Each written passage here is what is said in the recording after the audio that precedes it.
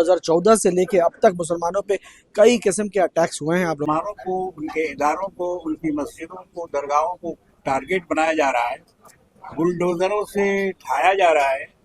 तो हम उस पर सर जोड़ कर बैठेंगे और फिक्र करेंगे, रास्ता निकालेंगे कि हमें ऐसी सूरत में क्या करना चाहिए। आने वाला है, इसका पुरजोर जो है मजम्मत किया जाए, उसको रोका जाए और उसमें ऑल इंडिया मिली काउंसिल कामयाब रही। और उस दिन से लेके आज तक वक्फ ऑल इंडिया मिली काउंसिल की मरकजी मगरबी बंगाल कमेटी रियासती कमेटी का हंगामी अजलास होटल आइवरीन 80 शेक्सपियर सरानी नज 7 पॉइंट में हुआ। ये मीटिंग जनवरी 2025 में कोलकाता में होने वाली ऑल इंडिया मिली काउंसिल की मरकजी कमेटी की मीटिंग के बारे में तबादला ख्याल के लिए बुलाई गई थी।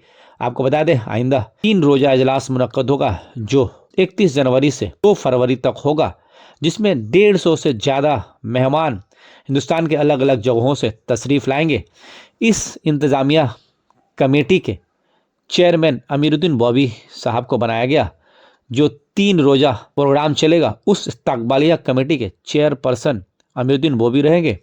इसके अलावा अब रियासती ऑल इंडिया काउंसिल के नायब सदर के तौर पर भी वो अपने फ़राइज़ अंजाम देंगे। इस मौके पर मौलाना मोहम्मद शफी कासमी ने काफ़ी खुशी का इजहार कहा और कहा कि जिस तरह से अमीरुद्दीन बॉबी की शिरकत के बाद दीगर तंजीमें काफ़ी मुतहरिक हुई और वो तंजीमें काफ़ी बेहतरीन तरीके से काम कर रही हैं, उम्मीद यही है कि रियासती ऑल इंडिया मिली काउंसिल भी पहले से और भी मुतहरिक होगी और कौम मिल्लत के लिए काम करती रहेगी। इस प्रोग्राम में मौलाना कारी फजलुर रहमान, मौलाना मोहम्मद शफी कासमी, अलहाज शहूद आलम, अमीरुद्दीन बॉबी, इस्तियाक अहमद राजू, राफे महमूद सिद्दीकी, इसके अलावा दीगर मेंबरान मौजूद रहे।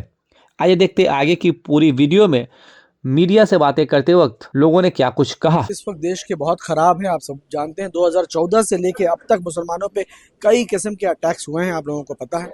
और ऑल इंडिया मिली काउंसिल हर वक्त जो है सरगम रहा है, हर वक्त आवाज़ अपनी उठाती रही है। हर वक्त मिली काउंसिल के कायदीन की तरफ से जो है कुछ न कुछ कोशिशें रही हैं कि किसी तरह जो है कंट्रोल किया जाए, हालात को साजगार किया जाए। और अल्हम्दुलिल्लाह उसमें बहुत हद तक कामयाबी भी ऑल इंडिया मिली काउंसिल जो है पाते रही हैं। जिस तरह से बातें अभी आई थी आज की मीटिंग में, आप लोगों ने सुना होगा। और ये बहुत बड़ी बात है कि कलकत्ता में सेंट्रल कमेटी का इजलास होने वाला है 31 जनवरी, 1 फरवरी और 2 फरवरी को। और उसमें जो है हमारे हिंदुस्तान के जो है नेशनल लेवल के जो कायदीन हैं मुसलमानों के, वो इंशाअल्लाह ताला यहाँ मौजूद होंगे। मीटिंगें होंगी, मीटिंग में जो हालात हाजरा है या जो इस वक्त जो हालात है देश के, उस पर बातें होंगी। और उसके बाद 2 फरवरी को जो है एक उमूमी इजलास होगा जो कि पद्दो पुकुर मैदान में गालिबन इंशाअल्लाह ताला होना है। और हर साल जैसे एक ईयरली का ये होता है मीटिंग सेंट्रल कमेटी की, तो इस बार कलकत्ता जो है वो कर रहा है। हम लोगों ने जिम्मेदारी ली है, कलकत्ता की टीम और बंगाल की टीम ने जिम्मेदारी ली है कि वो उसकी मेज़बानी हम करेंगे। और मैं समझता हूँ कि कलकत्ता एक बहुत अच्छा ग्राउंड है, जहाँ से एक अच्छा मैसेज जा सकता है, क्योंकि कलकत्ते वो इत्तेहाद और अनेकता और एकता का जो है बहुत बड़ा है कि जो है एग्जाम्पल है। और यहाँ की सरकार जो है जिस तरह से हम लोगों को सबको लेकर साथ चलती है, तो मैं समझता हूँ Calcutta is the best place कि ये मैसेज देने के लिए सेंट्रल गवर्नमेंट को। और यहाँ से जब आवाज़ उठेगी तो पूरे हिंदुस्तान में इंशाल्लाह इसकी आवाज़ गूंजेगी। बात देना चाहता हूँ, और ये बहुत बड़ी बात है कि एक ऐसे कायद हम लोगों को मिल गए हैं जिनकी कमी हमें महसूस होती थी कि ऐसे कोई कायद हम लोगों के साथ नहीं है। आज वॉयू भाई के साथ जुड़ने से हम लोग और मजबूत हो गए हैं, और हम समझते हैं कि और भी मजबूती से अभी काम होगा और इसका जो है असर और ज़्यादा मजबूत होगा इंशाअल्लाह ताला। एकदम समझ जाइए, दिल्ली में सबसे पहली मीटिंग जो है ऑल इंडिया मिली काउंसिल ने की थी, जिसका ये असर हुआ था कि उन लोगों को जो है वो बिल पास नहीं कर पाए थे, वक्फ बिल। क्योंकि आपको मालूम होना चाहिए कि 8 अगस्त को ये बिल प्लेस हुआ था और 5 अगस्त को दिल्ली में एक कॉन्स्टिट्यूशन क्लब में एक मीटिंग कॉल की थी, जिसमें इंडिया गठबंधन के 42 एमपीज आए थे। और वहाँ ये बात उठी थी कि जो वक्फ बिल आने वाला है इसका पुरजोर जो है मजम्मत किया जाए, उसको रोका जाए। और उसमें ऑल इंडिया मिली काउंसिल कामयाब रही। और उस दिन से लेके आज तक वक्फ बिल के खिलाफ जो है ऑल इंडिया मिली काउंसिल सरगर्म है और काम कर रही है। और जहां तक सुल्तान अहमद साहब की बात है, हम उन्हें मिस करते हैं। और सही मानों में वो एक नेशनल लेवल के लीडर थे, और जब भी उन्हें कोई जिम्मेदारी मिलती थी तो बहुत शानदार तरीके से वो जो है वो कामयाब होता था।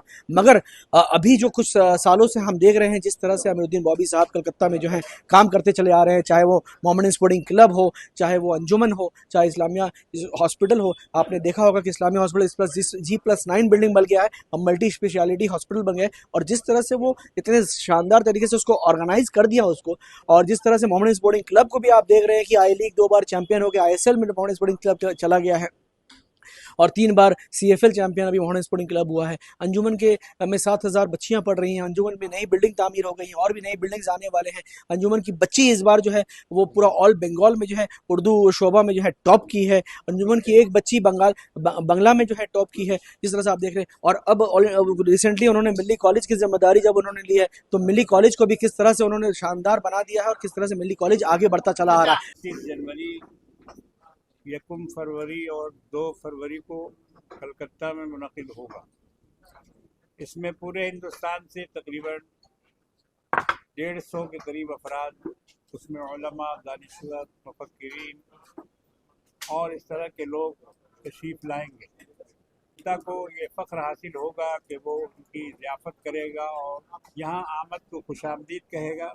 और ये इजलास इंशाअल्लाह ताला निहायत कामयाबी के साथ यहाँ किया जाएगा।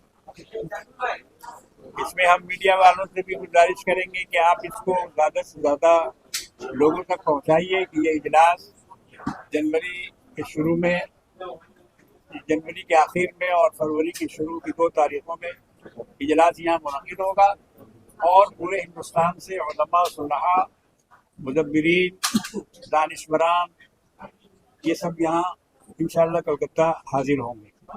तो लोग उसमें शिरकत करें और ज़्यादा से ज़्यादा तादाद में उनकी शिरकत हो। ये पद्दो पोखर मैदान में, इसके लिए अभी तय किया गया है कि इजलास आम जो है वो पद्दो पोखर मैदान में होगा।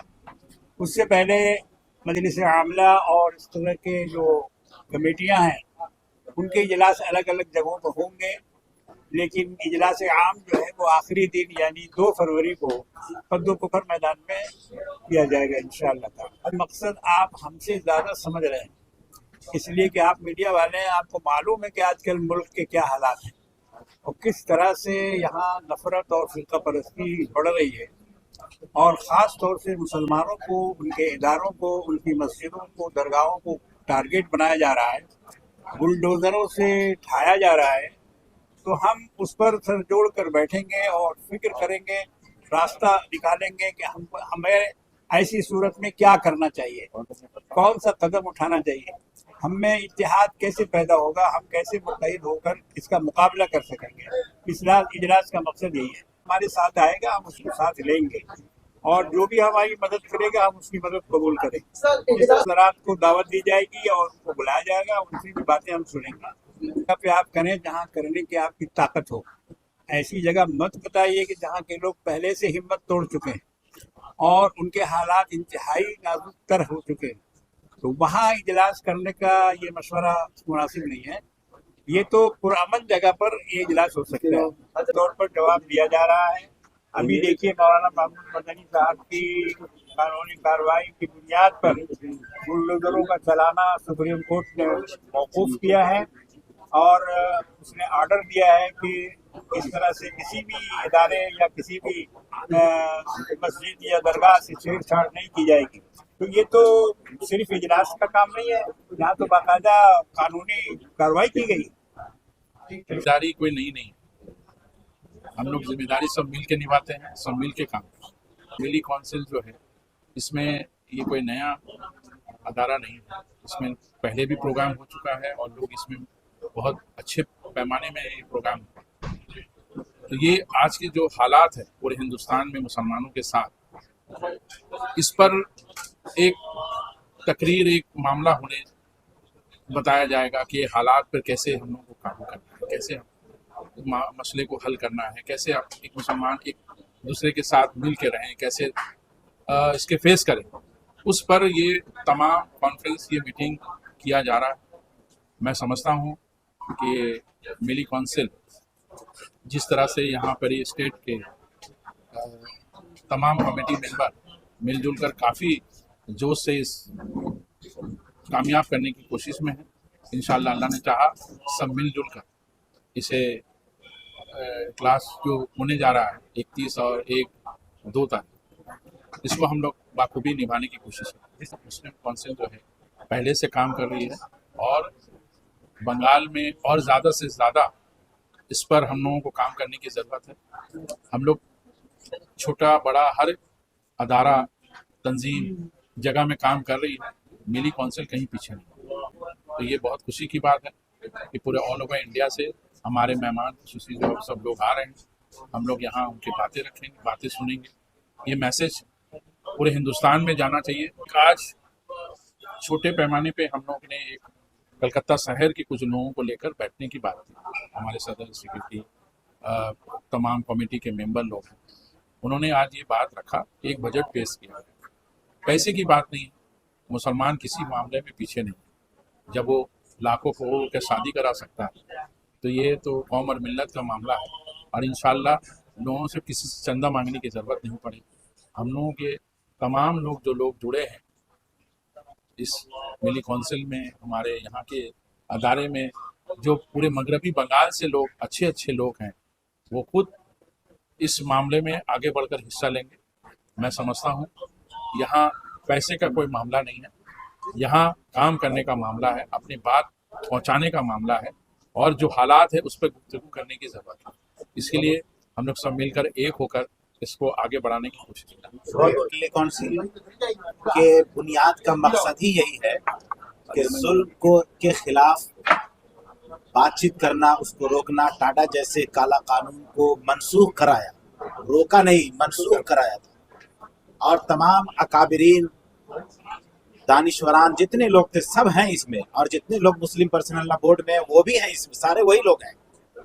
तो ये इसका इस मुस्लिम मिली कौंसिल का एक अपना सोच है, उस हिसाब से ये अपना काम अंजाम दे रहे हैं। और रह गया मौजूदा वक्फ अमेंडमेंट बिल, तो आपको शायद याद दिला दें कि सबसे पहले हिंदुस्तान में ऑल इंडिया मिली कौंसिल ने 5 अगस्त को कॉन्स्टिट्यूशन क्लब दिल्ली में मीटिंग किया था, जिसमें 42 मेंबर पार्लियामेंट को हम लोगों ने बुलाया था और सब लोग आए थे, जिसमें ओवैसी साहब से लेके इमरान प्रतापगढ़ी, पप्पू यादव, तारिक अनवर, चंद्रशेखर आजाद, नदीम उल हक साहब, और अयोध्या के जो एमपी जीते वो इस तरह से शफीकुद्दीन बर्क साहब के पोते जियाउर रहमान बर्क साहब, और 42 मेंबर पार्लियामेंट का एक साथ जमा हो जाना मिली कौंसिल के लिए के बैनर के तले, और पार्टी के सदर भी वहाँ मौजूद थे, ये बड़ी बात है। और सबों ने सबसे वादा लिया गया था और सब लोग जाकर के पार्लियामेंट में इस बिल की मुखालफत की, जब जाकर के ये बिल जेपीसी के हवाले किया गया। देखिए, जो लोग वॉकआउट करती है वो उनका ये रवैया हमें पसंद नहीं है, और इंशाल्लाह इस पर भी हम लोग गौर करेंगे, सोचेंगे कि इस पर क्या करना चाहिए। सेंट्रल कमेटी के या स्टेट कमेटी के उनको बुलाया गया था।